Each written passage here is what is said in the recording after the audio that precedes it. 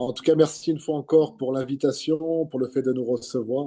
Salutations à chacun, chacune en présentiel ou en différé sur YouTube, mais aussi à chaque personne présente avec les noms tout de suite, à Stéphanie, à Valérie, à Lydie, à toi-même Evelyne. C'est vraiment une joie pour nous de pouvoir partager ce temps avec vous et d'avoir le privilège aussi d'intervenir, d'autant plus en tant qu'homme, dans ce cadre un peu de cette réunion qui a quand même une visée pour les dames, bien qu'en Jésus-Christ, il n'y a plus ni homme ni femme, ni esclave ni libre, ni grec ni juif, mais une seule et même nouvelle créature qui a différentes expressions. Mais lorsqu'on rentre dans le royaume de Dieu, finalement, on transcende cet aspect homme-femme, cet aspect de condition, parce qu'on rentre dans la nouvelle naissance et dans l'esprit. Voilà. Alors on peut parler, par contre, de masculin et de féminin. C'est quand même différent. Et loin de moi d'être dans la théorie du genre, hein. Mais ça, c'est pareil, c'est des choses qu'on nous vole et qu'on pervertit. Mais ouais, il y a une dimension masculine, il y a une dimension féminine qu'on peut retrouver chez l'un ou l'autre. Et dans l'esprit de Dieu, je crois, à titre personnel, que même beaucoup d'enseignements dits pour les hommes, mais peuvent réellement avoir une répercussion sur les femmes très positive. Et de même, des enseignements dits pour les femmes ont une répercussion très positive pour les hommes, si tant est qu'ils sont ouverts à l'entendre. Je disais, il n'y a pas longtemps, je parlais avec mon frère aîné, on rigolait sur ça, on se rappelait notre jeunesse chrétienne, quand nous, on essayait d'aller à toutes les réunions, vous savez, quand on vient de se convertir. Et ben voilà, on a envie d'aller écouter tout le monde, tout simplement, parce qu'on veut prendre la parole de Dieu, la parole de Dieu. Et on essayait par tous les moyens. Il y avait un jour où c'était la réunion des femmes, alors forcément, on n'était pas conviés. Puis on trouvait tous les moyens pour essayer d'y aller. Donc on rigolait sur ça et on se disait, mais t'as vu, on appréciait beaucoup l'apport du féminin. En tant que jeune homme, on était et on reste des hommes, hein. On appréciait ce regard qui était différent aussi, qui apportait une complémentarité. Donc voilà le message que je vais apporter aujourd'hui. Cette étude, bien sûr, elle s'adresse aux femmes, mais quelque part, elle s'adresse aussi aux hommes. Aux hommes parce qu'on a besoin de comprendre la femme pour être entier, comme la femme a besoin de comprendre l'homme pour être entière. Et c'est dans les deux sens que ça va, pas que dans le sens qui nous arrange, messieurs. Donc voilà le thème aujourd'hui qu'on a décidé ensemble, qu'on a donné, c'est la femme qui renversera Jézabel. Alors l'énoncé est assez interpellant par lui-même. On parle beaucoup de l'esprit de Jézabel. Et par exemple, dans la Bible, Jézabel n'est pas un esprit. Jézabel, c'est une femme. C'est un être humain, c'est une personnalité. Avant d'être un esprit, c'est un caractère. Faut pas se tromper, hein. Les noms qu'on donne aux esprits, en règle générale, c'est pas leur vrai nom. C'est qu'on calque des noms humains sur des réalités spirituelles dont on ignore le nom. C'est d'ailleurs pour ça que nous-mêmes, lorsqu'on va passer de l'autre côté, on portera un nom qu'on connaît pas encore. Notre véritable identité, elle est encore voilée. De la même façon, aujourd'hui, on dit esprit de Jézabel parce qu'il se réfère à une personnalité biblique qui était la personne personnifiée de Jézabel. De la même façon qu'on dit aujourd'hui l'esprit d'Élie, littéralement, c'est l'esprit qui était sur Élie. Donc là, on parle de l'esprit de Dieu. Mais quand on parle de l'esprit d'Élie, c'est-à-dire que la manifestation qui accompagnait Élie. Et on l'a appelé esprit d'Élie. Parce que sinon, si on ne fait pas attention, on va commencer à donner une multitude de noms aux esprits et parler de choses qu'on maîtrise très peu tout en prétendant bien les maîtriser. Mais avant tout, j'aimerais parler voilà, de qui était Jézabel. Parce que si on doit la renverser, s'il y a une femme qui doit la renverser, bah, faut déjà décrire qui est-ce qu'on doit renverser. J'aimerais aujourd'hui avoir peut-être un enseignement assez finalement simple, hein. Moi, je ne veux pas susciter d'émotion ou d'excitation, parce que dans l'excitation, on part, on monte, là, tout commence à monter en pression, puis c'est super, et vous allez voir que le lendemain matin, vous vous souvenez de rien. Les réunions là où tout le monde est excité, en règle générale, ce qu'on se rappelle, c'est j'ai passé un bon moment. Allez demander, c'était quoi l'enseignement? Ils s'en souviennent pas. C'était quoi la peur? Ils s'en souviennent pas. L'excitation, l'effervescence. Et c'est dans le calme et la confiance qu'est notre force. Et j'aimerais aborder ce sujet qui est tellement important dans ces temps qui sont les nôtres. Ben, j'essaye moi-même de mettre dans le plus grand calme pour pas être juste dans l'émotionnel et commencer à faire ce qui plaît à YouTube, mais ce qui déplaît au Seigneur et qui ne contribue surtout pas à l'édification du corps de Christ. Et vu que le rôle d'un ministère, avant d'avoir des followers, c'est d'édifier le corps, eh ben, j'aimerais pouvoir édifier le corps humblement. Jézabel, pourquoi c'est un enjeu? Au-delà du fait qu'aujourd'hui, dès qu'une femme se lève, on dit que c'est une Jézabel, parce que justement, on a tellement peur de ça qu'il faut tout de suite la catégoriser. C'est surtout parce que l'Apocalypse, dans l'Apocalypse 2, nous parle de Jézabel. C'est pas tant Jézabel parce qu'à l'époque d'Élie, bien que c'est important, mais c'est parce que le livre de l'Apocalypse nous donne une information essentielle. À la fin des temps, Jézabel revient. Voilà, c'est pour ça que c'est important de s'attarder là-dessus. De même que Balaam, par exemple. Balaam, c'est l'opposant masculin à Jézabel. D'ailleurs, leur nom veut dire la même chose. Balaam, littéralement, une des interprétations du prénom, c'est Bilham, sans peuple. Et Jézabel, c'est sans cohabitation. Donc c'est exactement la même chose, sauf qu'il y en a un qui est masculin, l'autre qui est féminin. Donc c'est bien pour montrer, c'est même marrant, assez, moi je trouve que l'Esprit de Dieu a assez d'humour pour nous dire, vous avez vu cette réalité, elle tombe chez les uns comme chez les autres. Et voilà, ça, chacun après de se prémunir. Et dans Apocalypse 2, il est dit que l'influence de Jézabel dans l'Église reviendra, de cette personnalité qui est, avant d'être un esprit, hein, de cette personnalité, notez-le bien, là on parle de personnalité, de cette personnalité qui a un jour amené Israël à la sécheresse, qui a un jour amené Israël à être contre Dieu, qui a un jour amené Israël à sacrifier des vrais serviteurs de Dieu, parce qu'il était sous l'influence d'une personnalité. La personnalité d'une personne qui s'appelait, dans l'ancien Israël, Jézabel, dont le nom en hébreu a une certaine signification qu'on va voir, et en grec dans le Nouveau Testament une autre, mais ça se rejoint, et je trouve que le tout est une belle interprétation. Et pourquoi je vous parle de personnalité, inquiétez-vous pas, voilà, c'est qu'ils ne croient pas aux esprits, est-ce qu'ils ne croient pas en la démonologie? Et puis si, bien sûr, au-delà d'y croire, bah, on le vit. On vit dans un monde où bah, pas croire aux esprits, c'est franchement se voiler la face. On vit des réalités spirituelles. Mais les esprits, vous savez, ils cohabitent, ils fonctionnent avec l'être humain. Les esprits, et Dieu merci d'ailleurs, franchement, c'est une belle loi, je remercie le Seigneur de l'avoir mis. On peut se prémunir de la possession. Heureusement, c'est pas comme le rhume, hein. On se serre la main, boum, mince, j'ai chopé un rhume. Parce que si on devrait être possédé par le nombre de personnes possédées à qui on impose les mains, mais ça serait compliqué. Et moi, j'ai connu, par exemple, dans des réunions, des leaders, 10 leaders, parce que franchement, 10 leaders spirituels, qui avaient peur de prier pour les gens à cause de ça. Ils avaient peur de toucher des gens possédés parce qu'ils pensaient que c'était comme la grippe A ou le corona et que ça se transmettait. Et donc non, Dieu merci. Pourquoi? Comment les démons fonctionnent? Les démons, ils cherchent un cadre. Les démons, c'est quoi? C'est un flux spirituel, des êtres spirituels qui ont une énergie, une réalité, une dimension, et qui, comme tout liquide, vous voyez, j'ai un verre d'eau, vous voyez, il y a de l'eau, mais l'eau, elle prend la forme du vide qu'il y a dans ce verre. Et bien, les esprits, ils cherchent des caractères dans lesquels ils peuvent rentrer. Et cette phrase toute simple que j'aimerais vous inviter à noter, s'il vous plaît, pour vraiment la méditer, vraiment, c'est tout simple, mais réfléchissez-y.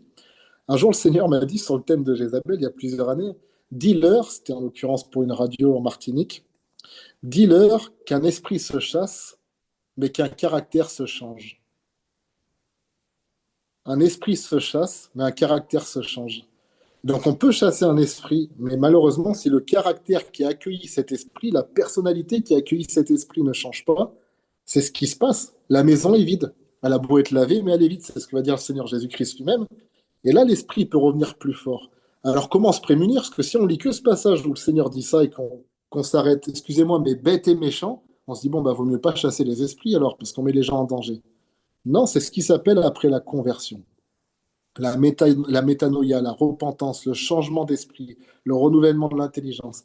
On chasse l'esprit, ça c'est une prière ou une cure d'âme ou une délivrance. Voilà, ça met pas non plus 70 ans pour chasser un esprit normalement. Mais par contre, ça met du temps. Ça met du temps pour changer un caractère. Ça met du temps pour changer une personnalité et pour bâtir un réceptacle qui soit hermétique à l'influence d'esprits mauvais et qui soit réceptif à l'influence de l'Esprit de Dieu.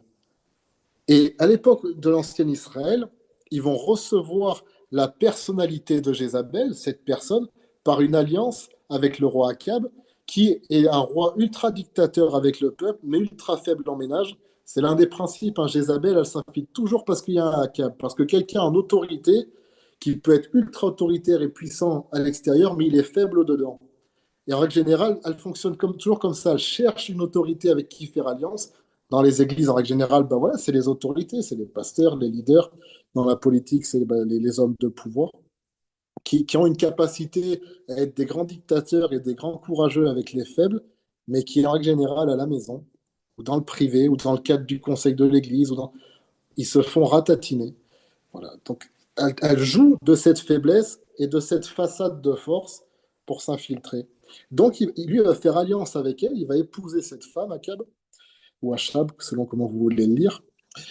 Et donc, il va s'unir avec cette femme, et par automatisme, elle va devenir reine, reine en Israël. Elle va épouser le roi, elle va devenir reine. Et par contre, au travers d'elle, ensuite va arriver la dégringolade spirituelle. Parce que cette personnalité est accueillie et mise en valeur et en autorité. Là vont venir les démons, en l'occurrence Baal et Astarté, un démon masculin, démon féminin, donc Baal dans le féminin, qui veut dire maître, seigneur, supérieur, et Astarté, donc voilà, qui est la reine du ciel, etc., et qui aura donné beaucoup d'idées, même aux religions modernes. Donc, voilà. Donc qui est toute une réalité masculin et féminin de fertilité, de guerre et de pouvoir occulte. Et il va avoir 850 prophètes, 400 de là, 450 de l'autre, qui vont manger à la table de Jézabel. Donc de cette personnalité acceptée, bien sûr, et malheureusement, va couler des influences spirituelles. Et lorsqu'on va vouloir faire cesser ce grand bazar, ils vont envoyer le prophète Élie. Le prophète Élie, qui est dans le nom, veut dire c'est l'Éternel qui est Dieu. C'est pour ça qu'ils vont tous crier ça aussi sur le mont Carmel. Et il va déjà faire quelque chose d'extraordinaire. Vraiment, c'est un prodige, hein, c'est magnifique, hein. Le feu descend, Dieu confirme que c'est lui qui est le vrai Dieu. Tout d'un coup, Baal et Astarté, ils savent plus quoi dire. Parce que quand le vrai Dieu se manifeste, même les esprits qui jusqu'ici marchaient, ils marchent plus. Tout d'un coup, les esprits de divination, ils ont plus Dieu pour voir. Tout d'un coup, les esprits guérisseurs, ils savent plus guérir. Ça, c'est pareil, parce qu'il y a un temps où Dieu laisse, hein. Il y a un temps où Dieu il laisse parler. Là, on est dans un temps où Dieu il a laissé parler. Les faux ministères, les faux prophètes, les gens remplis de mauvais esprits. Dieu a laissé faire, mais ne crois pas que Dieu ne regarde pas, hein. Quand Dieu ensuite il descend, et là on va y arriver dans pas longtemps, et comme je dis beaucoup à ma femme en ce moment, je dis dans pas longtemps on va bien rigoler. Je dis il y a beaucoup de gens qui n'auront plus rien à dire. Voilà. Et ça sera magnifique parce que la gloire reviendra au seul Dieu, au seul Seigneur Jésus-Christ, et pas à ceux qui prétendent être Seigneur au-dessus du Seigneur. Mais quand Élie arrive, il fait le feu descend, ça c'est la main de Dieu, et Élie dit bon, de toute façon, il faut aller jusqu'au bout. On va faire descendre cette bande de guignols, pour dire ce qu'il en est. Nous, on a les guignols de l'info en France. Cette parodie de ministère, on va les faire descendre au torrent et on va leur régler leur compte, poliment, parce que voilà, on est sur Internet, il y a des termes qu'on n'a plus le droit de prendre, mais qui sont dans la Bible. Voilà, il leur règle leur compte, il règle ce qu'il a réglé avec eux. Et pour Élie, il faut comprendre, Élie il se dit, c'est bon, j'ai complètement éradiqué la puissance de Jézabel. Sa puissance, c'était ces prophètes, ces messagers, ces prêtres qui faisaient de l'occultisme. Hein. C'était pas juste des gens qui parlaient, il se passait des manifestations. Juste pour situer, s'ils osent appeler le feu, alors le feu vient pas ce jour-là, hein, mais comprenez que s'ils osent le faire, ça veut bien dire qu'un jour ça a marché. Ils sont pas fous, sinon ils l'auraient pas fait. Ils se sont mis en avant en se disant, mais c'est bon, ça a toujours marché. C'est comme quand des fois vous allez dans des réunions, ils ont toujours prophétisé juste, jusqu'au jour où vous priez pour lier les esprits de divination. Et tout d'un coup, ils savent plus prophétiser. Donc, nous, ça nous est arrivé des scènes comme ça. C'était assez comique une fois encore. Donc, Élie, il dit, voilà, je vais régler le compte de ces faux prophètes. C'est bon, Dieu leur a enlevé leur puissance, il a fermé les robinets. Je vous introduis un peu dans l'histoire pour vous situer, hein. C'est dans le premier livre des rois. Jézabel, elle apparaît, il me semble, au chapitre 16, et ensuite 16, 17, 18, Élie, toute l'histoire d'Élie et tout ce qui se passe. Il les fait descendre au torrent et il règle leur compte. Normalement, c'est bon. Le peuple, il y a le réveil, c'est l'Éternel qui est Dieu, c'est l'Éternel qui est Dieu. On se dit, c'est tout bon. Vu il a éradiqué les ministres et les puissances qui accompagnaient Jézabel, ce qui était le flux spirituel qui accompagnait Jézabel. Et pourtant, c'était pas réglé. Vous savez pourquoi? Il restait encore Jézabel. C'est tout. Et c'est ce que Jéhu va comprendre. Et lui, il est persuadé, si je règle ça, et ce qui nous paraît logique, j'éradique son royaume, c'est réglé. Et là, va se révéler, non, c'est au-delà des gens qui gravitent autour d'elle, c'est même au-delà des démons qui gravitent autour d'elle, parce que là, on a tué les prêtres et les prophètes, et en plus, les démons n'ont plus répondu. Il reste qu'une femme, en gros. Et là, c'est là où il dit, vient la grosse dépression et la panique. Et Jéhu va dire une phrase quand il va aller confronter Jézabel et la famille d'Akab, etc. Il va leur dire, la paix, tant que demeurent les sortilèges et les enchantements de Jézabel. Il va dire, non, il n'y a pas de paix tant qu'elle demeure. Et là, il va appeler les eunuques qu'elle a achetés par la fenêtre et en terminer avec elle. Et par là, il nous montre quoi? Est-ce que c'est juste pour nous faire de l'histoire biblique, bien que c'est important, moi j'aime ça à titre personnel, Mais c'est qu'il y a une leçon pour nous. Il est en train de dire, tu vois, tu peux même arrêter les démons. Tu peux même arrêter les intermédiaires ou les représentants religieux. Tant que cette personnalité demeure, il y a un danger pour le peuple. Tant que cette personne, même Dieu peut envoyer le feu, envoyer la pluie. Jézabel, elle est encore vivante quand Dieu fait ça. Mais il n'y a pas la paix. Il ne peut pas avoir la paix. On ne peut pas établir quelque chose de nouveau. Tant que cette personnalité, vous allez m'entendre répéter plein de fois, personnalité, tant que cette personnalité demeure. Il faut renverser cette personnalité pour que plus jamais ces esprits-là puissent rentrer en elle, se personnifier en elle et l'utiliser. Donc Jézabel, cette personnalité, une fois encore, est ultra dangereuse. C'est-à-dire que c'est un combat essentiel. C'est pas juste je lis les esprits de Jézabel, je chasse. Bien qu'il faut le faire, nous on le fait. Et des moments, on vit aussi des combats avec cette réalité. Mais maintenant, il faut vite travailler où sont les portes d'entrée à Jézabel, à cet esprit. Qui sont même les portes d'entrée à cet esprit? Pour soit les aider à changer, et c'est le mieux, que le méchant se repente et qu'il vive. Sinon, il faut faire périr dans quel sens? Excommunier, s'écarter, se dissocier, parce qu'on ne peut pas rester en alliance et attendre la paix. Donc la réalité de Jézabel, c'est plus profond qu'une simple réalité dite spirituelle, c'est aussi une réalité caractérielle, comme pour tout. L'esprit dit d'Élie, il vient dans un caractère, une personnalité comme celle d'Élie, ce qui paraît logique. L'esprit de Jéhu, et je crois en toutes ces réalités, hein. Quand je prie, je parle de ces réalités. Là, je fais exprès de le tourner un petit peu d'une façon, parce que j'aimerais qu'on revienne un peu dans l'humain. Parce qu'à force, des fois, on est tellement dans des trucs nébuleux qu'on peut se tromper nous-mêmes en pensant être plus spirituel qu'on l'est, alors que des fois, on est juste un peu zinzin, quoi. Et c'est pas du tout concret. Par contre, pour quelqu'un de concret, tout ce qui est spirituel devient puissant. Et l'esprit de Jéhu, il vient dans une personnalité comme Jéhu. Et la Bible va parler d'une femme, et tu l'as cité Evelyne, qui est clairement le pendant positif de Jézabel. Et pour être plus juste, c'est plutôt Jézabel qui est le pendant négatif de cette femme. Parce que Jézabel, c'est pas la référence, c'est qu'un détournement d'une mauvaise copie de ce que Dieu a fait. Vous le savez, et c'est pour ça que je vous le redis, comme dit l'apôtre Jean, je vous dis ces choses, je vous écris ces choses, pas parce que vous les savez pas, mais parce que vous les savez. Je crois que la répétition, elle est bonne pour des gens qui sont instruits et qui sont assez instruits pour se dire bah, j'ai tout à gagner à réentendre les mêmes choses pour mieux les assimiler, comme un boxeur s'entraîne à une routine pour pouvoir apprendre des mouvements. Un homme ou une femme spirituelle a aucun problème à réécouter 10 fois, 15 fois, 20 fois le même message parce qu'il l'intègre de plus en plus pour qu'au moment donné où il doit frapper, bah, il sache frapper. C'est le principe de la formation.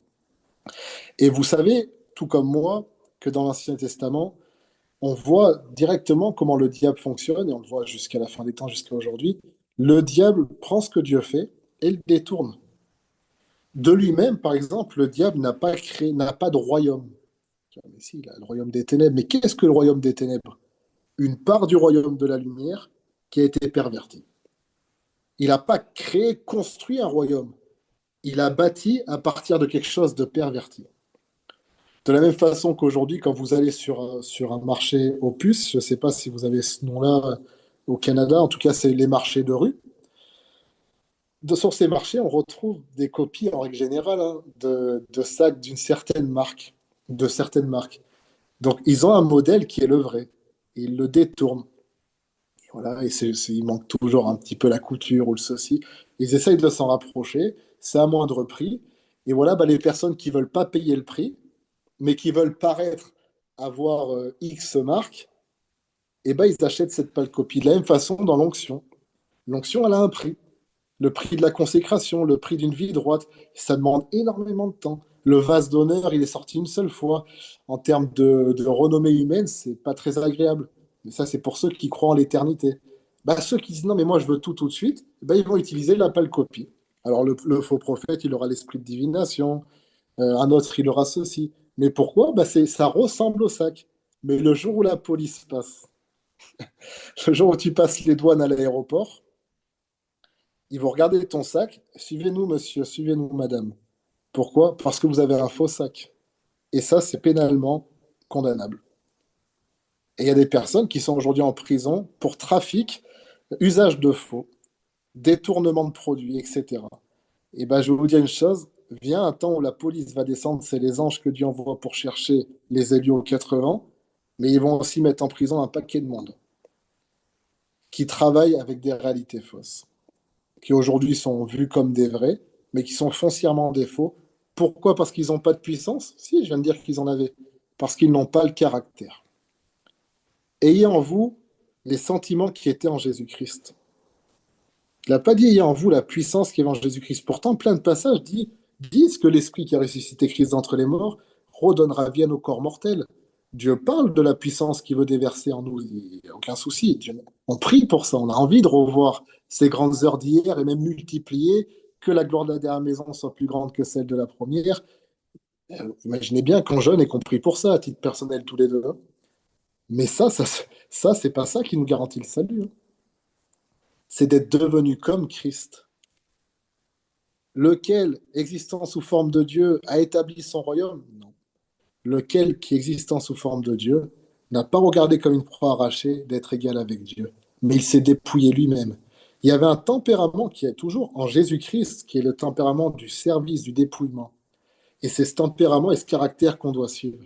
De la même façon, le diable lui-même, il a pris l'image qu'il voyait de Christ, mais il l'a détournée. Là où Christ se faisait serviteur, le diable, lui, il cherche toujours à être seigneur. Il cherche toujours à imposer, là où Christ propose. C'est toujours ce rapport, vous voyez, d'opposé, de parfait opposé. Ben, de la même façon, Jézabel, elle n'est que l'opposé d'une autre reine ou femme de roi, en tout cas, qu'on a vu dans la Bible.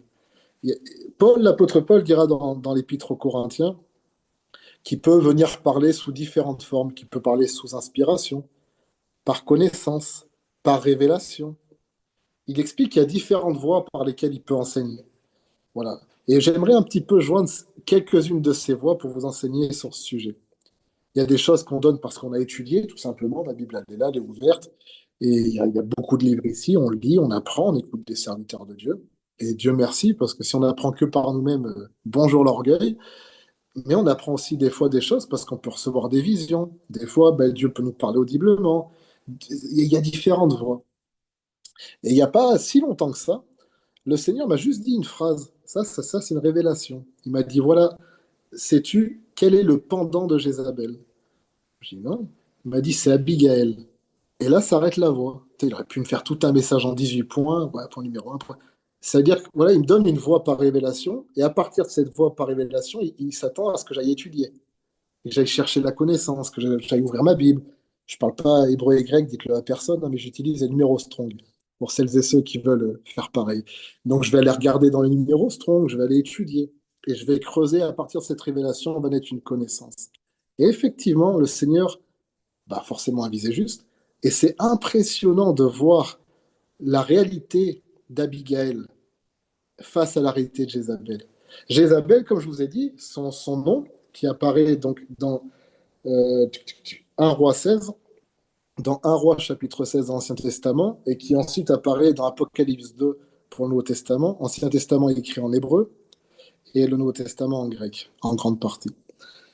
Et dans Apocalypse 2 en grec, par exemple, Jézabel, ça veut dire deux choses un peu étonnantes. Ça peut vouloir dire chaste, c'est bien, elle est chaste, et sans cohabitation. Ok, et en hébreu, Jézabel, dans 1 roi 16, ça veut dire Baal et l'époux ou impudique. C'est vraiment bizarre quand même, c'est des choses complètement opposées. Dans un, on parle que, en gros, quelqu'un est son époux, qu'elle a un époux, qu'elle est une épouse par là, normalement. Et on dit que c'est une impudique, et l'autre, on dit qu'elle est chaste, c'est quelqu'un de bien, de humble, et en fait, elle est sans cohabitation. Et ça montre déjà que Jézabel, c'est la mentalité, la personnalité de quelque part de l'incohérence, du paradoxe, qui est constamment comment on dit, excusez-moi, je perds les mots, c'est la fatigue, mais en opposition intérieure. Vous savez, ce genre de personne, bah, il faut toujours qu'il y ait une guerre. Vous voyez, s'il n'y a pas de problème, on va en trouver un. On vit à force de contre-arguments. C'est l'opposition permanente. Et ça, c'est une mentalité, par exemple, qu'on pourrait voir à l'échelle d'un État. On prend une nation comme la France. Moi, je suis français, hein. J'ai deux origines, mais je suis français de par mon père, ma mère est du Cap-Vert, et je suis français de cœur. Je suis né ici, j'ai grandi là. Voilà. Et on voit que il y a une mentalité de Jézabel. Et il faut constamment, nous, on est le pays de l'opposition. Moi-même, j'étais dans un travail où on pratiquait régulièrement l'opposition et la grève et tout ça. Donc il y a une mentalité d'être en permanence opposition. Il faut toujours trouver quelque chose qui ne va pas. Et bien Jézabel, on va voir qu'elle cherche toujours la guerre. Sous ses airs de paix, sous ses airs de beauté, sous ses airs de je suis là, je laisse la place à mon mari. Elle cherche la guerre, elle cherche à gouverner, elle cherche ses propres intérêts. On voit Jézabel dans le cadre de l'Ancien Testament et on le voit aussi dans le Nouveau. Elle fait pareil dans l'Église qu'elle a fait dans le palais de Akab. Elle va laisser à Akab la royauté, hein. Jamais Jézabel, on ne va pas l'entendre une seule fois dire je suis reine, hein. Ni même elle est fille de roi, hein, dans la Bible. Elle ne dit pas je suis fille de roi. Elle ne revendique pas avec des mots ce qu'elle est.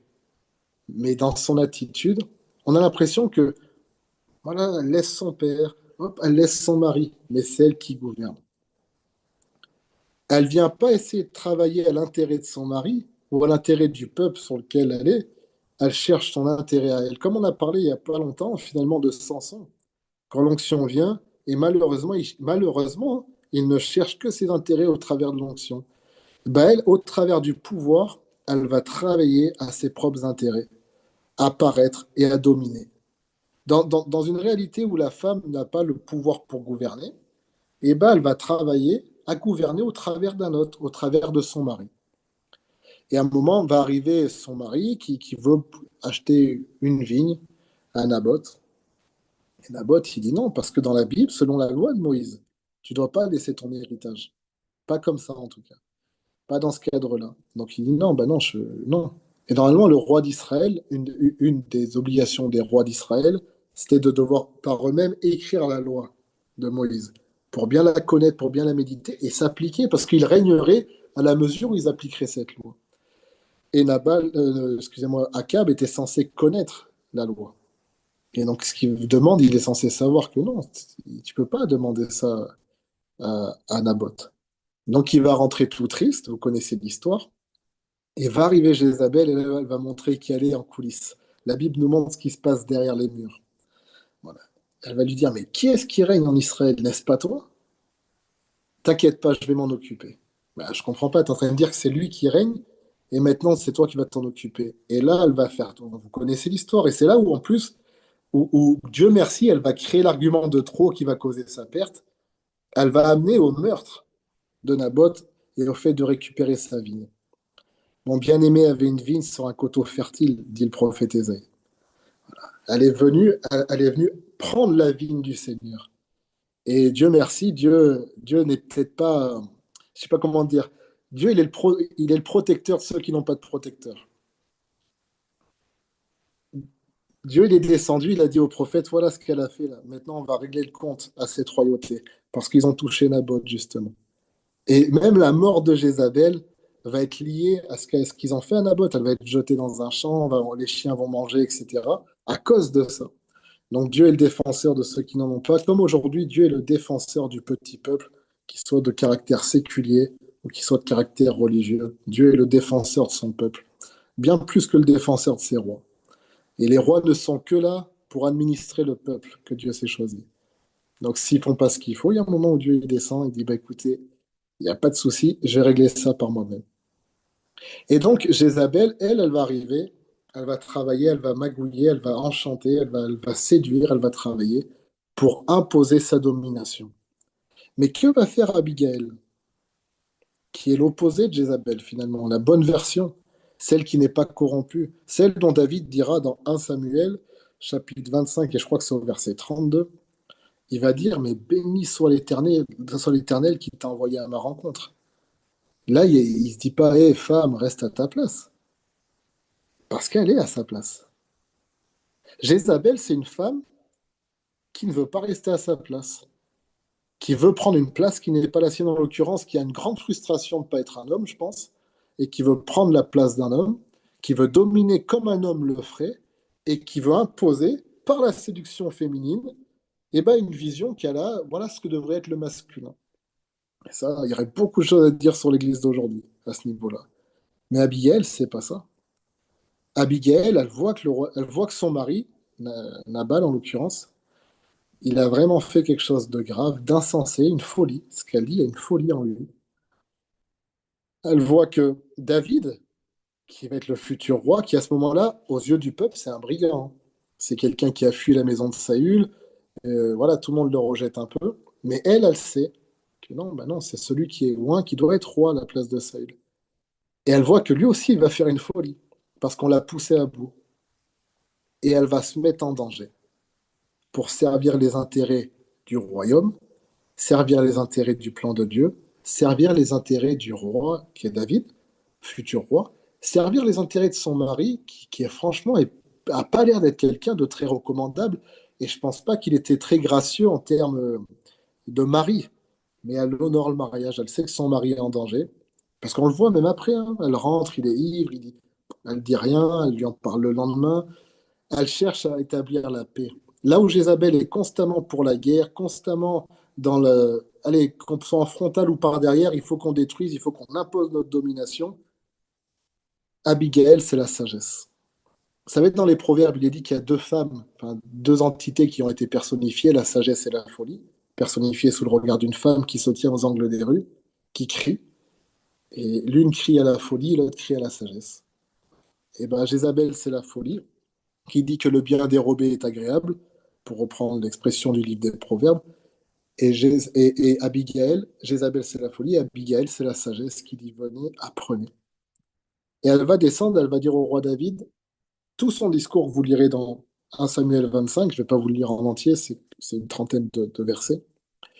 Et dans ce discours, qui se trouve dans ces versets en question, on comprend qu'elle n'a pas Internet, mais elle a la sagesse. Elle a étudié, elle a de la connaissance.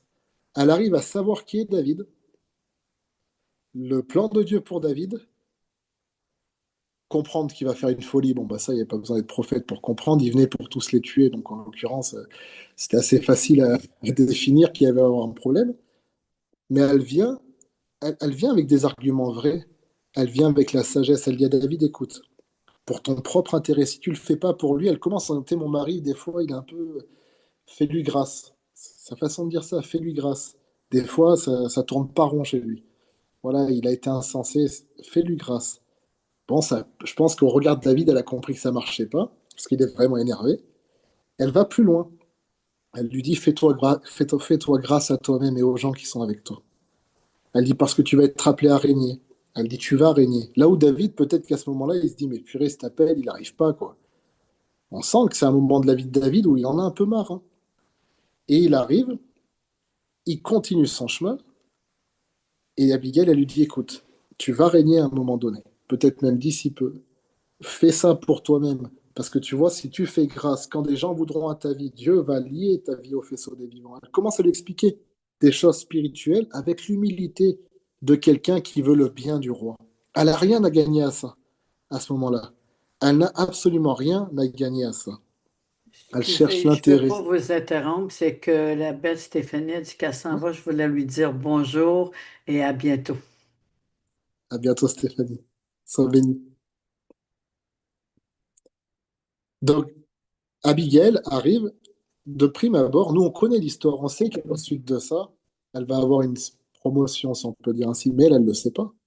Elle n'est pas en train de draguer David, hein. Elle cherche réellement l'intérêt de David. Elle cherche ce qui est juste. Donc c'est pour ça qu'effectivement, elle va parler à David. C'est pour ça qu'elle va aller parler à son mari Nabal. C'est pour ça qu'elle va aller parler aussi aux gens qui travaillent avec elle. Elle ne va pas les dominer. Mais qu'est-ce que vous avez fait? C'est n'importe quoi. Non, elle va dire, écoutez, faites ça. Elle va chercher le bien. La femme qui craint l'Éternel est celle qui sera honorée. Proverbe 31. Et dans toute cette sagesse, David, il va être émerveillé par la sagesse d'Abigail.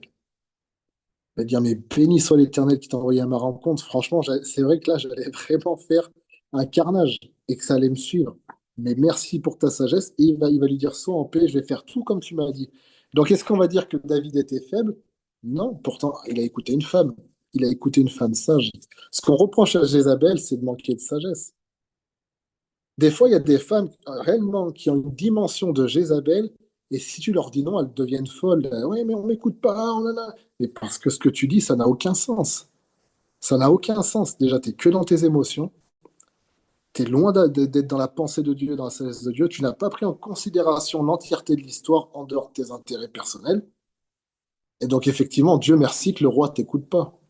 Mais une Abigail, un roi intelligent, il l'écoute. Aujourd'hui, le problème qu'on a dans l'Église, beaucoup de Jézabel, peu d'Abigail. Il y aurait des Abigail, je vous garantis que les Jézabel, même les rois, ils les oublieraient. Il y aurait une Abigail du temps d'Akab, elle aurait été à la place de Jézabel. Il l'aurait fait reine.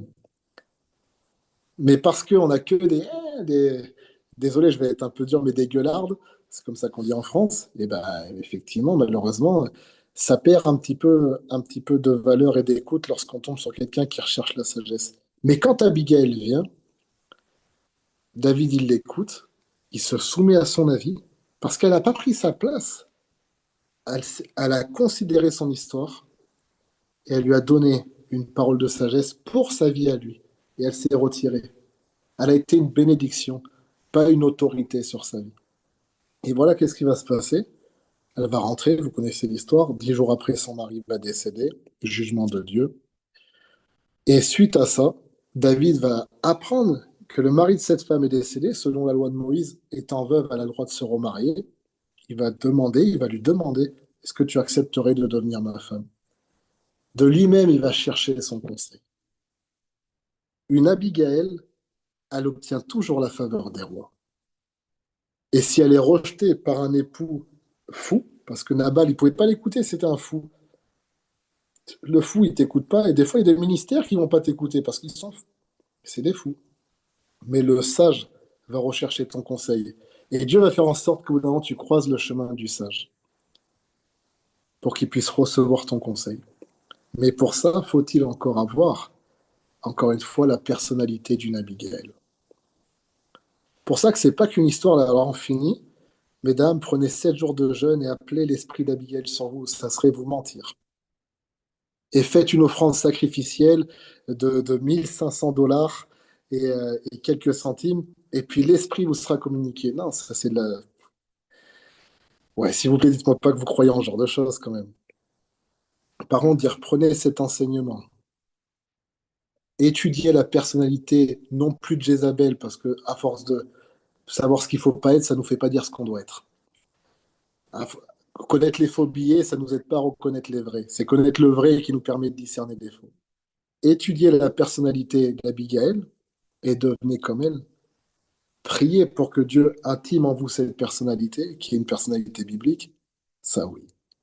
Quand l'esprit va couler, l'influence va couler avec, et la puissance aussi va couler avec. D'une servante auprès de son mari, elle est devenue la reine d'un roi, la femme d'un roi, du roi David en l'occurrence, qui est vraiment un roi selon le cœur de Dieu. Et elle-même, voyez combien elle est humble. Je parlais tout à l'heure d'avoir les sentiments qui étaient en Jésus-Christ, qui était un sentiment de dépouillement. Quand David lui dit d'être roi, d'être reine avec lui, d'être sa femme, elle vient, elle se prosterne, ce qui n'a humainement, même dans la scène, aucun sens. Ça n'a aucun sens. Il t'appelle pas à être sa servante, il t'appelle à être sa femme. Mais son cœur, est tellement au service de l'autre. Elle dit, ça sera un honneur pour moi que de servir, même de laver les pieds, mais c'est que c'est un symbole biblique à ça, au serviteur de mon Seigneur. Elle est dans un esprit full service. Et vous verrez, par la suite de l'histoire, elle est là, on sait qu'elle a eu des enfants, mais on n'entend plus parler d'elle. Mais son influence demeure.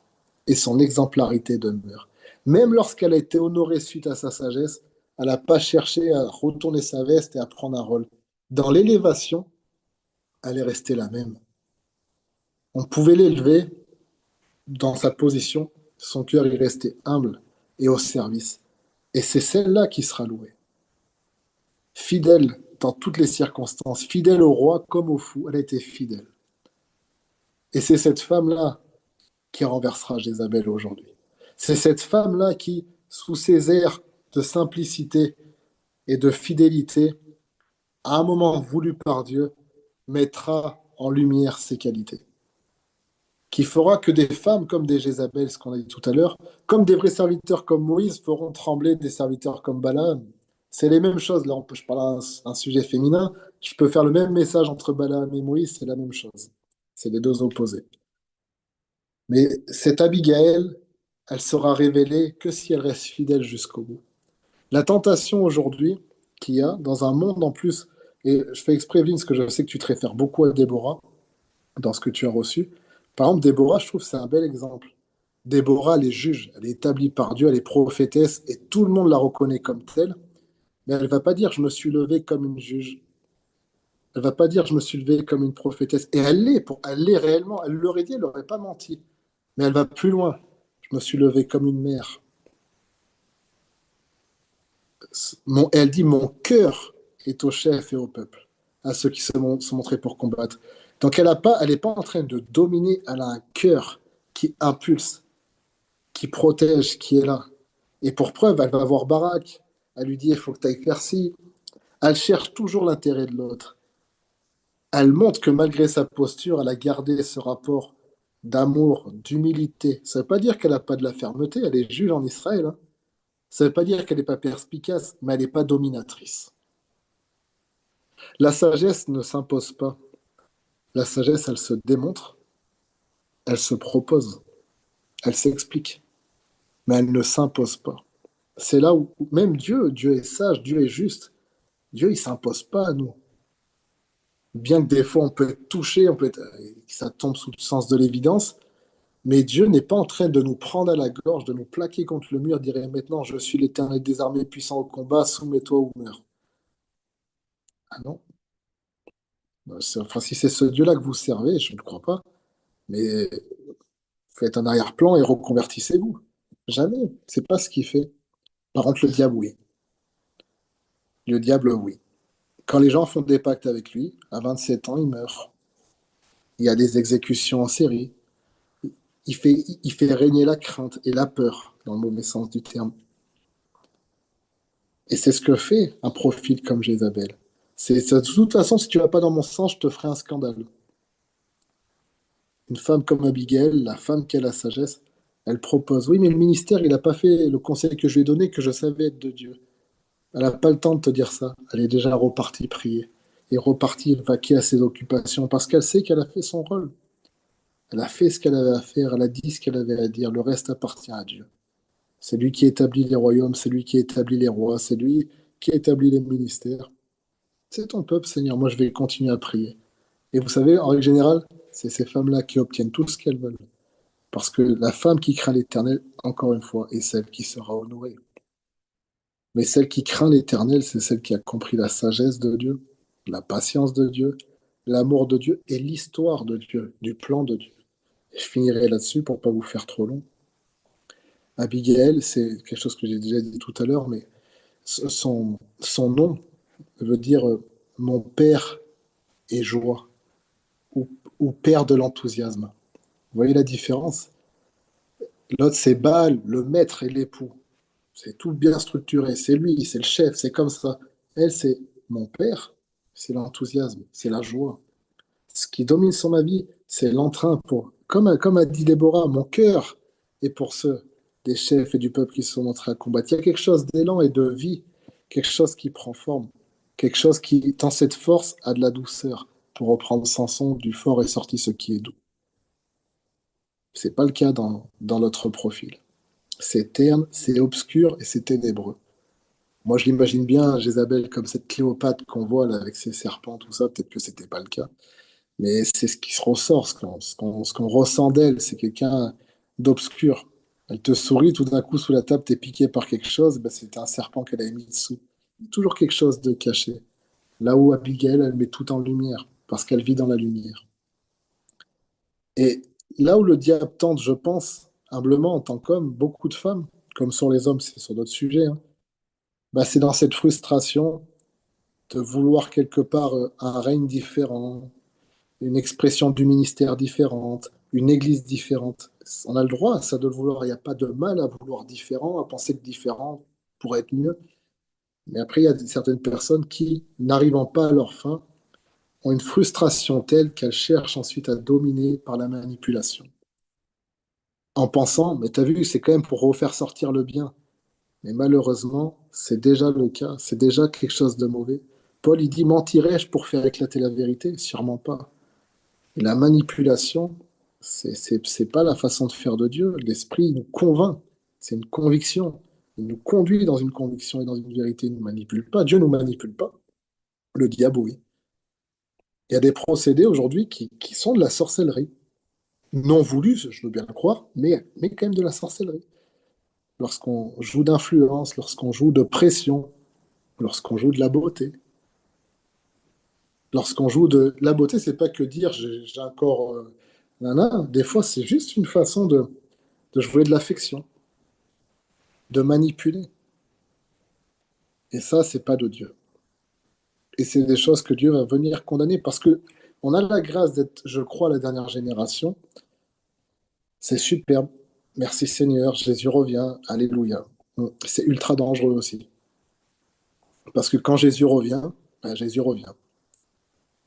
C'est-à-dire qu'il vient, il n'y a pas. Oublie l'agneau. Il l'a été. Il va. Oublie. Il n'y a plus de Jésus qui va être sacrifié. Mais maintenant, il y a un moment donné, quand il revient, c'est le lion. C'est le roi. C'est celui qui vient mettre de l'ordre. Et il règle. Il règle ce qu'il a réglé. Il y a pas... Au moment où Jésus revient, il n'y a plus d'espace au repentir. Il n'y a plus de ah, mais t'as vu, ça ne marche, ça n'existe plus. C'est le jour de jugement de notre Dieu. Et c'est pour ça qu'aujourd'hui, le Seigneur, il vient. Parce que vous savez pourquoi j'insiste sur l'aspect, je finis vraiment là, sur la personnalité. Parce que c'est comme pour le Mont Carmel, hein. Vous avez vu que, franchement, la lâcheté des démons. Vraiment, et ça, j'ose le dire, les démons, c'est vraiment, ils sont vraiment lâches. Et c'est pas insulter les gloires que de dire ça. Les démons, bon, déjà, la première lâcheté, c'est qu'ils ont trahi notre Dieu. C'est de la lâcheté, c'est de la méchanceté. Vraiment, franchement, c'est vraiment moche. Mais en plus, ils te galvanisent, hein. Ils sont là, là, tu vis juste tout ce que tu veux, il y a le feu. Mais quand vient la vraie confrontation avec Dieu, vous savez, sur le mont Carmel, il n'y a plus de démons. Ils sont plus là. Ils te laissent tout seul dans la bagarre. À la fin, quand Jésus va revenir, quand la gloire de Dieu va revenir dans son Église, il ne restera que nos personnes et nos personnalités, nos caractères et notre histoire. Tous les démons là qui nous énervaient les uns contre les autres, ils sont tous partis de l'Église, hein. Dire, ah, non, nous, on n'est plus là. Et il restera pour certains que leurs dents pour grincer, leurs yeux pour pleurer. C'est pour ça qu'on doit réellement travailler, au-delà de toute puissance spirituelle, hein, notre caractère et notre compréhension du plan de Dieu. Et c'est ce qu'Abigail a fait. Elle avait compris le plan de Dieu, c'est David. Elle a travaillé à soutenir le ministère de David, l'appel de David. Elle était prête à être derrière, et c'est pour ça que Dieu l'a mise devant. Et je crois que c'est ce type de femme que Dieu recherche aujourd'hui. Des femmes de poigne et de décision. C'était pas une faible, Abigail. Vous savez, elle a osé aller devant toute l'armée de David, hein. Elle y allait, hein. Mais elle avait une attitude d'humilité. L'humilité, c'est pas la faiblesse, hein. C'est juste la sagesse. L'Éternel puissant, l'Éternel des armées puissant au combat parce qu'il est sage. Si vous voulez être puissante au combat, mesdames et messieurs aussi, vu qu'il y a Denis qui est avec nous aussi, entre nous, entre hommes, nous aussi, on est appelé à cette sagesse. Et je pense que si tu es là comme si je suis là, c'est parce qu'on croit en ça aussi. Donc, fait pas cette distinction. La parole, elle est pour nous tous. Mais moi, je le dis, je pense que Denis sera d'accord avec moi. En tant qu'homme aussi, maintenant masculin, bah, on a besoin de femmes comme Abigail. Qu'elles soient nos épouses, qu'elles soient nos sœurs en Christ, c'est pas tant ça le plus important. On a besoin aussi d'avoir ce support de femmes sages qui ont une certaine fermeté, mais qui ont une compréhension aussi, qui ne cherchent pas à dominer et à être maquiller derrière des faux semblants, mais qui sont prêts à accompagner, à reprendre, à dire attention, là, fais gaffe à ça, ça, ça, en laissant cette liberté. On en a besoin et on saura honorer ce type de femmes, et parce que Dieu les honore. Mais est-ce que vous aussi, vous serez honorés les gens que Dieu a appelés à régner, quand bien même c'est pas directement vous. Voilà. Soyez bénis. Merci Seigneur. Alléluia.